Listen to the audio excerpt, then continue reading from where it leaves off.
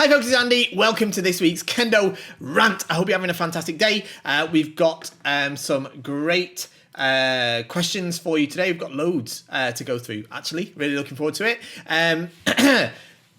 Before we jump in, don't forget to support the channel. If you do get any value whatsoever out of these videos that come to you for free, then of course like, share, subscribe, ring the Kendo bell, all of that. But do your Kendo shopping at KendoStar.com. That's my equipment website. That's fantastic, amazing, wonderful. If you don't believe me, check out our Trustpilot reviews. We just added these new tenugui as well to the website. So even if you don't need a new board set right now, I mean, you always need a new board set, right? But even if you don't want to buy a new board set right now, you can, support us just by picking up one of these great tenugui. This one says food in Kazan, famous from a war banner from Takeda Shingen. We've got this brilliant purple one that says Zanshin as well. That way around. Zanshin, I think that one looks great. We've got another great one and this one I really do quite like. This has got a beautiful sort of design on it. And it's got this wonderful kanji kanao. This means to come true, like a dream would come true or a wish would come true. It says Kendo is life, of course. And it says here, kano ni suru. That means make the impossible things possible. And then my favorite of them all, in no way inspired by any popular TV shows or anything, but we've got this one, Sente Hissho.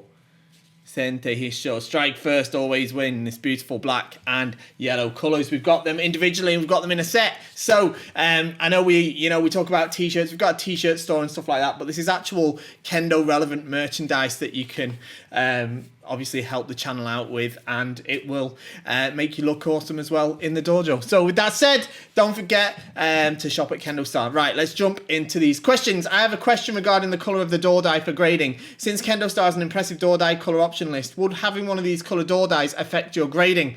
I'll be going for Nidan soon, and I have a door die which is similar to KendoStar's KHD20 Gold Nashiji. I suppose I'll ask my sensei about this, but I thought about shooting this question off to you first. Thanks again for answering my earlier question. So does the colour of your door die, that's the hard plastic or bamboo bit that protects your belly, they're obviously available in lots of different colours. You've got the KHD20 Gold Nashiji, beautiful colour by the way. My daughter's got the same one. No, it does not affect your grading. It's perfectly acceptable to wear whatever colour you want. Anyone that tells you differently has got it wrong. You should not be judged on the colour of your door die. That is not correct at all. I've never worn a black door die, a plain black door die for any of the grades that I've taken. I wore a different coloured one in my 6th Dan exam. I wore a different coloured one again in my 5th Dan exam. And I wore different coloured ones all throughout. So, no, you definitely do not need to have a plain black door for your grading. You can have whatever colour you want. Your burger is not like any sort of symbol of your ability or your status. All right, you're allowed to choose whatever colour you want, and anyone that tells you otherwise is kendoing wrong. Next one. Hey, not so much of a question, but based on representation of females on Kendo, a previous video. Okay, if you go to YouTube, look up Midai Monster, Future Monsters and Kendo. It's a TV show that features kids, young people at the top of their game. It has featured Kendo a couple of times. Each time for boys, it shows how strong they are, and for girls, it shows how feminine they can be whilst pursuing Kendo. Like you said, there is a bit of advertising, and they often show the girls having fun and how much they enjoy life. The boys, when they do it, not so much. More about how much they eat and how hard they practice twice a day, how hard the twice a day practice schedule is. Yes, I have seen Midai Monster. Obviously, this is on the back of the video that I did with my wife about women in Kendo media and how they're represented or not. And yeah, I have seen Midai Monster. I've seen a few of them. It's one of those. It's aimed at the general public. It's not aimed at Kendo people for a start. And yeah, it doesn't surprise me that they show boys in that sort of light of being sort of tough and strong, and it shows the girls probably being more sort of feminine whilst also pursuing Kendo. Whether it's right or wrong, that's definitely a societal thing. That's probably because they want to appeal that girls can still be girls or girly girls whilst doing kendo as well. Whether that's right or wrong, don't know. Next one. Hi, could you please elaborate on recovery from torn calf muscles and maintaining leg strength and health? So obviously I'm no professional on this sort of thing. I have mentioned on the channel before that I have torn both of my calf muscles in the past. Well, there's not a lot you can do for recovery other than sort of icing and rest, to be honest, unless it's really serious, of course. I mean, mine were not serious enough to require any sort of operations or anything, thankfully. So it was just rest and more rest. About maintaining leg strength. The two things are, don't neglect looking after your leg muscles. Stretching can help a lot. And obviously as you age, you become more prone to these sort of injuries. So if something starts to ache or not feel right, then don't, just take a rest. That's the problem I did. The first time I did it, it didn't feel right. I'd been hitting the gym really hard and I'd been training really hard. And I went to train with people who were 10 years younger than me and did loads of Uchikomi Geiko. And that's where it happened. And the second time I did it, it was something similar. So listen to the warning signals that your body gives you. Hello, Andy. I've been watching a lot of grading exams, and no matter what grade they're for, I haven't found one with ski as a valid target. It could be done the same as Hikiwaza, but can you think of a reason why nobody tries one? Thanks. Because, well, I'll tell you what, let's have a look at I've got a video that I dug out, one of my favourite grading videos. It's a 7th Dan video, and the particular participant is Mr. Asahina, who's been in the All Japan Championships. Super good player, and he does do a ski in his 7th Dan exam. Let me see if I can just bring that up. There it is. Okay, let's see if I can hit the play button on that. Hopefully this will work. It's only a short video. I'm only going to show you the ski bit. So he's facing the camera, the guy we're talking about, and this is 7th Dan. Ski, there we go. Okay, so he hit ski there. Okay, so there's a video of somebody doing ski in a 7th Dan exam. He passed the exam, by the way.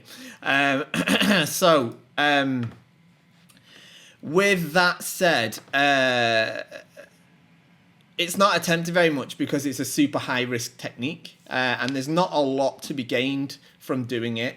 For the most part, if you can hit ski, you can also hit men, except in a few particular circumstances. In that specific circumstance, especially that's for 7th Dan, I think, having looked at that, it's a point where his opponent is sort of frozen and he's not coming to attack. So he's sort of on the back foot and he's frozen. So bam, he's hit that ski. It's a great opportunity for ski. Well, that's extremely high level kendo. For lower grades, you're not going to need to, that isn't something that's going to arise so much. So yeah, I just don't think there's a lot to be gained from whipping out ski in your grading exam, and that's why you don't see it very often. But there's no reason that it's not like if you do ski, you fail. But if you do it at like a dodgy time and then you miss it and it all goes to hell, it doesn't make you look great either, does it? So, and Hikiwaza, you mentioned that, and I've heard people say you shouldn't do Hikiwaza in grading. That's total rubbish. I did Hikiwaza in my 6th Dan exam, actually, I think. I did one Hikimen or something like that. Don't know if I hit it or not, can't remember. But the reason you don't see much Hikiwaza in the grading exams is because you hardly see much Subazeri-ai, because it's usually always like from some kind of semi-ai and uchi-ai, and then there's a separation. It just naturally flows that way. It's not the same as in a shi-ai, where there's a sort of more competitive element, and you might just block an attack and then make a move and then do Hikiwaza. That sort of situation doesn't show up in gradings very much. That's why you don't see Hikiwaza often in gradings. It's nothing to do with them not being allowed. Next one. Hi, Andy. I'm just wondering if you've had any advice or exercises for helping beginners develop a louder kakegoe. We try and remind them in kirikaishi and through keiko. However, as our club's highest grade is sandan, we're wondering if you knew of any exercises which specifically focus on developing that aspect of Kendo and assisting beginners having a bit more vigorous ki. Cheers. So no, I don't really know of any specific exercises for it. It's not something that I particularly use, but it's just time, I think, and practice, because people obviously, they're not used to shouting at the top of the voice. And of course, you know, you've got to do it properly from your diaphragm and stuff like that. I saw a follow-up comment talking about that, and I totally agree with that, definitely. But at the same time, I don't think that's the crux of your question. It's more about how to get them to shout when they're probably reluctant to. One thing I did a lot before this whole sort of lockdown stuff started kicking off was at the end of the class as a group. I used to finish. I'd start the class with some saburi, but I'd finish the class with some saburi as well. And we'd do like 50 or 100 just Zenshin Kotai Shomen saburi, just one forward, one back men saburi. And by doing that, I would lead and I would say ich men, ni men, this way. And I would do my best to, I'd do it at the end of class. Everyone's already tired and stuff. And then I would do my best to show the loud voice. So, ich men, this way. And then as a group, this sort of atmosphere built of kind of getting louder and louder. And the more I put into it, the more they kind of gave back to me. So I think that sort of thing is good, where you can build that sort of atmosphere where everybody does it together. And then people don't feel like they're on their own sort of shouting, because I think that people obviously find that a little bit embarrassing. Especially when they're new. When one's nice, shiny new Borg from KendoStar arrives, the mendara is straight. How should one store them or tie the men to develop the shape that allows the men to sit neatly on the shoulders? So I've got my wonderful Vanguard Myrmidon men here. Beautiful, this. Look at that, it's great. Super protective. Anyway, so when you get it first, obviously it comes straight out of the box, and it'll be something like that. Now, they're very easy to shape now. It's not like in the old days where these were super like cardboard hard. So I don't, there's ways you can find on the internet of people tying them up like this and stuff, but I don't do any of that. I've never done that. I don't think you need to. All I do is after my practice, I'll tie the men a bit like how I would tie it on my head. Well, the same as how I would tie it on my head. So I'll just tie that quickly. So it's tied in the same way as it would be when I'm wearing it. Make sure the himo are the same length. Good practice. Yeah.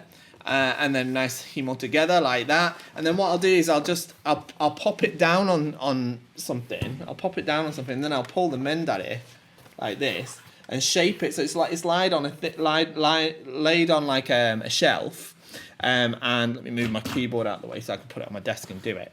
And I'll pop it down on a shelf or something, and I'll just shape the mendare that way, as if it literally in the same way I would as I would if it was on my head. And then I'll leave it like that, and I'll just leave it like that with it basically down on and it'll sit down on the shelf or something like that, and I'll leave it that way. And then obviously when I wear it, I shape it. And within a couple of, I mean, you know, this is a brand new Borg set. Is only released last month. I've got like 9 Borg sets, don't forget, yeah. So I've not only been using this one, I've used this maybe 3 or 4 times now, and already it's got this beautiful shape to it. All right, so you don't need to worry about it too much. The mendara aren't super stiff. They lend themselves to being shaped very well. And if you do that, it will be absolutely fine.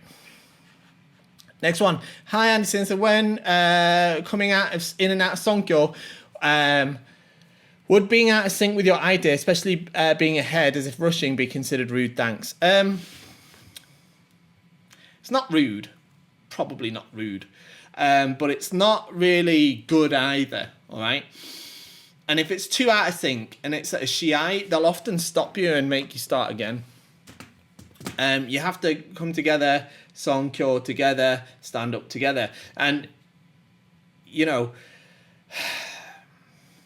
it's a difficult one because I know you want to take the advantage. But when you do Rei and then the 3 steps in and Sonkyo, you have to pay attention to your opponent, and there's this kind of aiki that happens there. You're kind of not working together, but there's a link between the two of you, as there would be when you're fighting, when you're doing kirikaishi and stuff like that. So it is important that you but you kind of move together with your opponent, because if that's out of sync, then you're just going to be moving around on your own, and it's going to, you don't want to do your kendo like that. You're not going to score good points doing that if you just do the kendo without any regard to your opponent. You have to kind of work together with them in order for you to be able to create a good opportunity to strike. And it's exactly the same. The concept's called aiki. Like I say, it's like when you do kirikaishi or something like that. If the motodachi is totally out of sync with you, whether it's kirikaishi, uchikomi, whatever, it's just a total mess and nobody gets anywhere. So I think it is important. It's best not to rush in that way, and it's best to try and get that sense of aiki with your partner. Next one. Hi Andy, 2 questions. One, when will the full effects of Brexit hit KendoStar? I'm a bit reluctant to say that on YouTube, but I guess I've said it now. And how will everything work for the rest of the EU afterwards? And 2, I've seen another kendo shop. Why are you looking at the kendo shops? That doesn't have the reputation of the best kendo shop in the world. KendoStar, there you go. Okay, I'll let you off. I forgive you. That offers carbon fiber door die. Any thoughts on that material for a door? Cheers. So, number 1, when will the full effects of Brexit hit KendoStar? We don't know yet. We still don't know yet, funnily enough, because the UK is still negotiating with the EU as to exactly how things will work. But officially, we're still things are as they are, at least until the end of the year, and then from the 1st of January, things might change. What will change, if anything changes, is the way that our customers in the EU outside of the UK interact with us will be exactly the same as customers that are outside of the EU. So you will. It will be the same as that. So that realistically, what will change is we're not sure exactly how it's going to work yet. We've got a few ways of how we're going to tackle things, but effectively, right now, if you shop from within the EU, you have to pay VAT on the purchases that you make at KendoStar. So 20% of everything you pay to KendoStar goes to taxes. That's included in the price on KendoStar. We don't tack that on afterwards. We've included that in the price. And yeah, I don't get it. That's tax. That's sales tax. That will change after the UK exits the EU, and you won't have to pay that 20%. So potentially the prices could lower on KendoStar for everyone, because I won't have to worry about 20% of the income that comes from the EU going to taxes.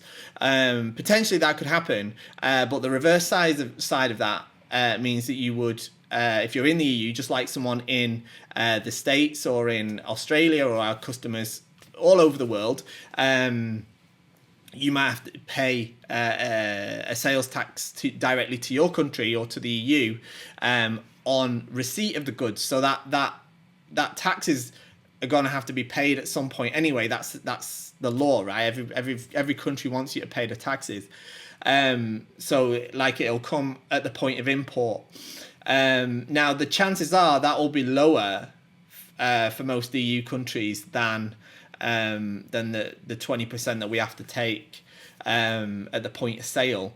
So we also have the option potentially of providing a shipping service where those taxes are paid on your behalf, in which case we won't, of course, be able to lower the prices because we'll have to recoup the money that we're paying to pay those taxes on your behalf at the point of sale instead. So either nothing will change and we'll do it that way, or you might have to pay the taxes that are payable on the items at the point of import, the same as when someone in the US or wherever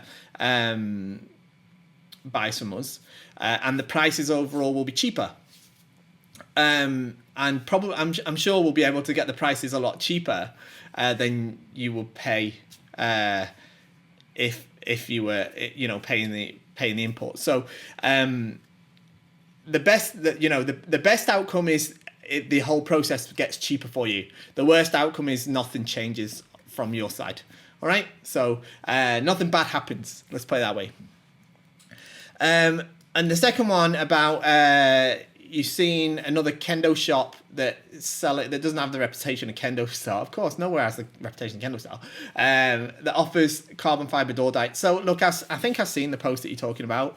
I've got two things to say on it. One, I haven't seen carbon fiber door dye in real life. I'm not convinced about them. I'm not convinced that they're actually carbon fiber and they're not just like a carbon fiber print over plastic, like textured print over plastic. I don't know. I haven't seen it. I'm just not convinced by that. It could well be real carbon fiber. I'm not sure what the benefits of using carbon fiber are. The door, like if you take a plastic door, like a current synthetic door, like any of the KHD models on KendoStar, they're perfectly light enough, and I don't think I'd like to make them much lighter because I'm not sure they'd keep the stability that they've got. I don't think that changing that to carbon fiber would change that either. Carbon fiber certainly isn't invincible. We know that from carbon fiber shinai. So yeah, I'm not sold on it, to be honest. They're certainly not popular in Japan. So until they get popular in Japan, I don't think it's something that we'll look at on KendoStar. The second thing I'd say, and I'm not going to say too much about it, but I'd be, I've seen a few of these pictures of carbon fiber door and stuff like that, and Borga sets and stuff for sale and stuff, and it's I think you've got to be a bit careful of shopping at places where they definitely don't actually have the items in their possession when they're trying to sell them to you. I think that's a dangerous business to be getting into. I've seen sort of stuff put out there that are pictures that are stolen from other websites that aren't connected to certain Kendo shops. I've seen pictures put up there and the items labeled completely differently to what's actually shown in the picture. Now, if you weren't really into Kendo Borga, if you weren't sort of really into it like I am, of course, you might not notice that. But, stuff that's like machine stitched Borga labeled as hand stitched and stuff like that. So I'd just be a bit careful about that sort of thing. But, you don't need to worry too much if you're shopping at KendoStar, because then you're safe, aren't you? Because you're in my hands. Okay, next one. Who do you think will be the first female Hachidan? That's easy. I'm 99%. I'd put money on it being Chinatsu Murayama. I posted about her in the blog a couple of weeks ago. I talked about her in the video we put out earlier this week. I'm pretty sure Murayama-san will be the first female Hachidan. She's got to be ready for it probably next year or the year after. And yeah, she's like miles away from everybody else. And just like with the men, I mean, the men, people don't get through Hachidan unless there's something really special. And Murayama-san definitely fits into that category.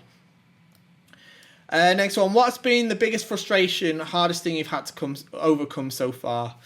Well, there's been a lot. I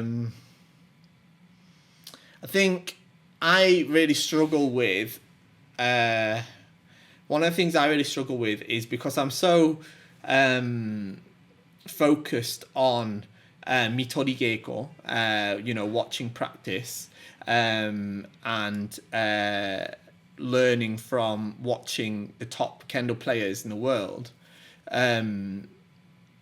I've always struggled with applying that to my own approach to Kendo, so almost like forging my own path in a way, because I also I'm very Puritan in terms of Kendo. Like, I think there's the correct way, and I think there's lots of incorrect ways, and I only subscribe to what I consider to be the correct way, which is ZNKR, All Japan Kendo Federation Kendo, as they've set it out, and I don't kind of I'm not heretical in that. I don't stray from that in any way. I don't. That's why I don't mess around with like Koryu or like Kenjutsu or stuff like that. I'm purely interested in All Japan Kendo Federation Kendo, but I know that that can be something of. I guess what's been difficult for me is that like I've spent so much time trying to emulate these players that sometimes I lose myself, if you know what I mean. I struggle to put myself into it because I don't want to. I don't want to contaminate what's pure in a way, and I'd rather just try and copy what I think is perfect or almost perfect, but at the same time it lacks character, and it means that sometimes my kendo can be boring, or at least I feel sometimes, or especially in Japan I felt it was predictable at times. At least certainly when I was like just after getting fifth dan, that was something I struggled with a lot. I'm sure there's a lot more difficult things to come though. Next one, can you tell us a bit about types of shinai? Yeah, I'm going to do a proper video about this at some point, but in essence, there's a few different types of shinai. You've got all-purpose ones, which are good all-round ones where they've got kind of essentially you've got two ways two things you're trying to balance with shinai. You're trying to balance having it feel like it's got a nice balance and feel lightweight, and then you've got durability. All right, so you've got very extreme, not extreme, but like on one end you've got the kind of jisengato or dobari style where the part of the hand is very large and then it goes to a very fine tip so that the tip feels very light and you can make very quick repetitive strikes. But of course the tip is very thin, so it's much less durable. You shouldn't really use them for like kirikaishi and uchikomi and stuff like that. And the other side of the spectrum you've got like koto or chokuto style shinai, which are the sort of traditional style, because they're easier to make, and they were more common in the past because they're just more of a straight shape to them. All right, so they're roughly a similar thickness near the hands as they are at the tip, so they've got a much thicker tip, but of course they feel heavier at the tip. Now some people prefer that, to be honest. Often senseis really like that. I'm not that much of a fan, but I use those for kirikaishi and uchikomi and stuff like that because they're the most durable ones, and they do feel tip heavy. So if I do all my kirikaishi and uchikomi with those, and then when I get to jigeko or I go to shiai, I swap over to the jisengata style, it feels really like a lightsaber. So that's pretty cool. And then you've got all-purpose ones. So they're the ones where they're sort of in the middle. Something like we've got the KendoStar all-purpose shinai, for example, where it's kind of a balance between that. So we've kind of met it in the middle, where it still feels okay. It doesn't feel super heavy, but it doesn't feel as light as the jisengata type. But it's kept some of the thickness in the tip, so it still has that durability. And they're great if you want something that's going to be like a workhorse shinai, if you don't have time to swap out shinai in the middle of practice and stuff like that. So I often use those for practices where I don't have a lot of time to switch around as well. So yeah. And there's all sorts of other types and stuff, but the best thing to do is read the product descriptions on KendoStar. I'll tell you a bit about them as well. Hey Andy, I just ordered my first Borg set from this amazing company called KendoStar. Thank you very much. I think you posted this a couple of days ago, so you'll probably have received it by now.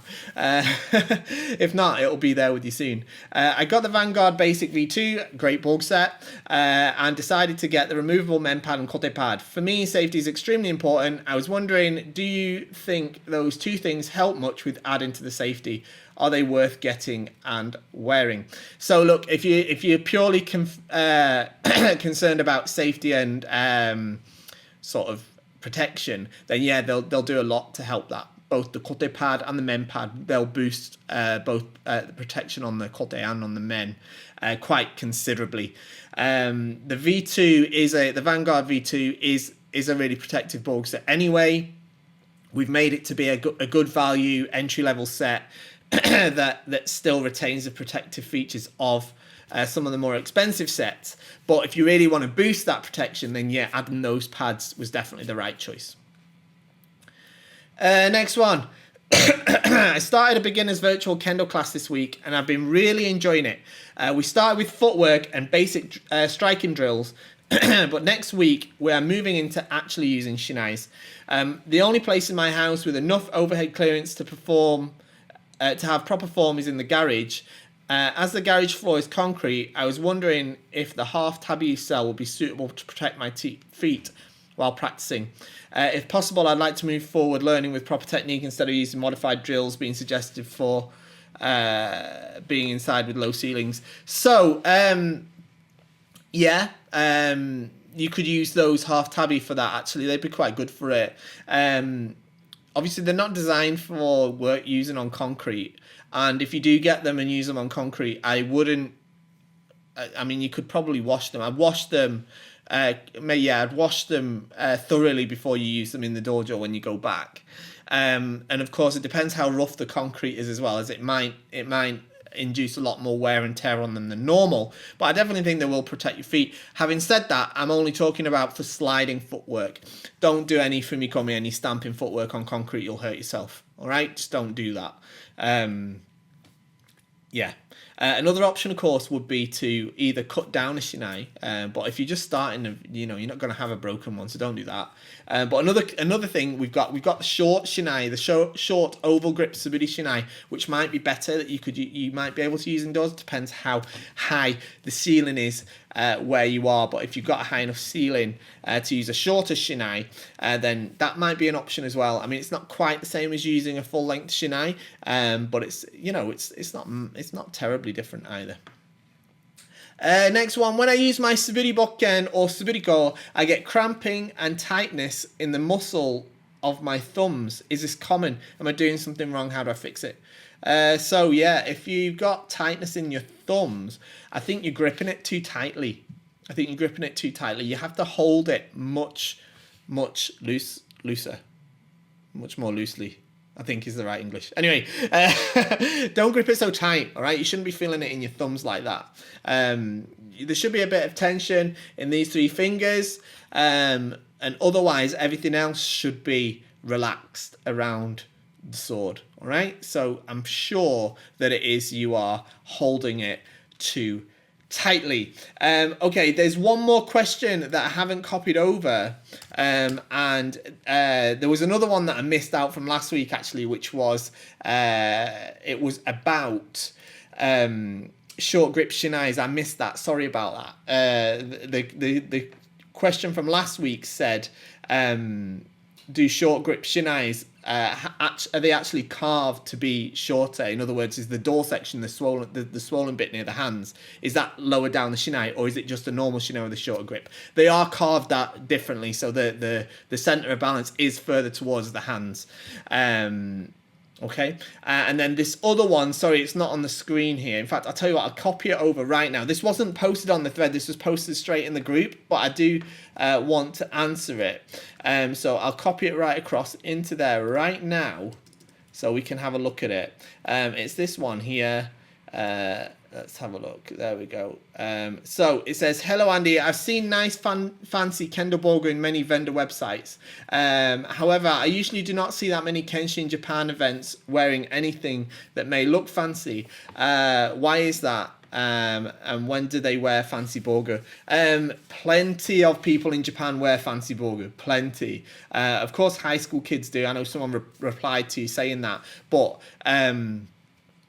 there's loads of senseis that wear the flashy Boga. It's just there's lots of people. Now, the other thing is though, if you watch like videos on YouTube, often these people are police officers, and the type of people that tend to be police officers, they tend to be people that don't really wear stuff that's particularly exuberant or flashy.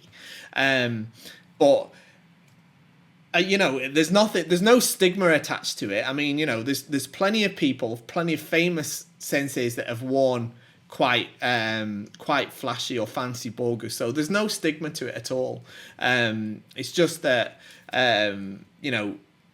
Japanese people in general tend to tend to stick out from the norm. They like to be uniform in a way.